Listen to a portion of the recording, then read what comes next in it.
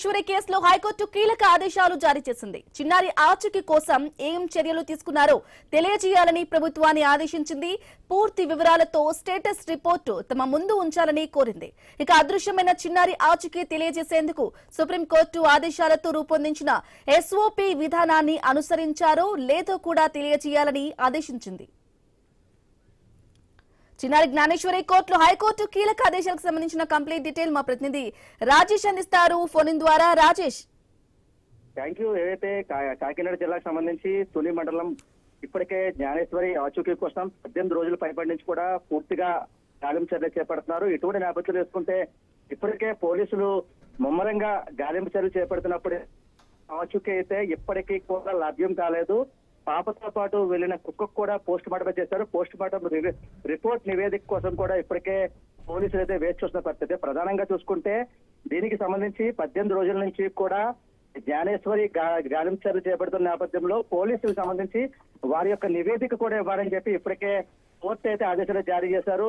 దీంతో కూడా ఒక పక్క ఎస్డీఆర్ఎఫ్ ఎన్డీఆర్ఎఫ్ బృందాలు కూడా పూర్తిగా ముమ్మరంగా గాలింపు చర్యలు చేపడుతున్నప్పటికీ పాప ఆచూకీ లభ్యం కాని నేపథ్యంలో దీనికి సంబంధించి ఏవైతే పిఠాపురం నియోజకవర్గం సంబంధించి మరో పక్క తుని, పోలవరం చుట్టుపక్కల ప్రాంతాలు ఏవైతే ఉన్నాయో ఈ 50 ఎకరాల తోట వెనకాల ఏవైతే ఉందో జీడిపిక్క తోట ఏదో జీడిపిక్కల తోటకి జీడిపిక్కలు ఏరుకోవడానికి సంచార జాతి సంబంధించి కొంతమంది వస్తూ ఉంటారు. ఈ సంచార జాతి ఎవరైతే ఉన్నారో వారు ఏమైనా అపహరించారన్న దానిపై కూడా పోలీసులు అయితే పూర్తిగా గాలింపు చర్యలు చేపడుతున్నారు. అయితే దీనికి సంబంధించి ఇప్పటికే అంటే 18 రోజులు అయినప్పటికీ కూడా పాప ఆచూకీ ఇప్పటికి కూడా లభ్యం కాని నేపథ్యంలో పూర్తిగా గాలింపు చర్యలు చేపడుతున్నారు. అయితే దీనికి సంబంధించి జ్ఞానేశ్వరి ఆచూకీ కోసం ఇప్పటికే పోలీసులకు దీనికి సంబంధించి ఈ 18 రోజుల నుంచి కూడా ఎటువంటి గాలింపు చర్యలు చేపట్టిన దానిపై కూడా నివేదిక ఇవ్వాలని చెప్పి ఇప్పటికే కోర్టు అయితే ఆదేశాలు జారీ చేసిన నేపథ్యంలో దీనిపై ఇప్పటికే పోలీసు అయితే ఒక నివేదిక శాసన పరిస్థితి.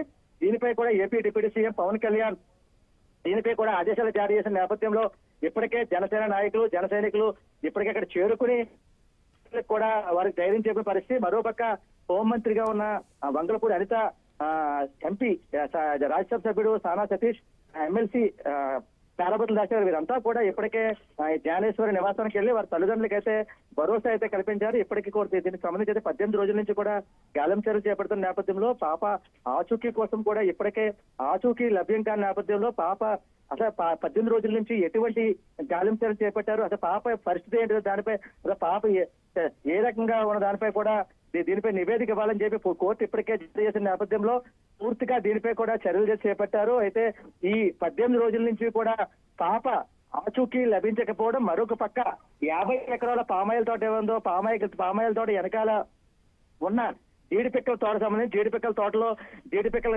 ఏరుకోవడానికి వస్తారు సంచార జాతీయులు. ఈ సంచార జాతీయులు ఎవరైనా అపహరించారన్న దానిపై కూడా పోలీసులు అయితే ఒక పక్క దీనిపై గాలింపు చర్యలు చేపడుతున్నారు. ఇప్పటికే దీనికి సంబంధించి ఈ ఫోన్ ఏవైతే సిగ్నల్ లో ఎవరైతే ఫోన్ సంబంధించి ఫోన్ ఆధారాలు కూడా పూర్తిగా అయితే ఒక పక్క చర్యలు చేపడుతున్నారు.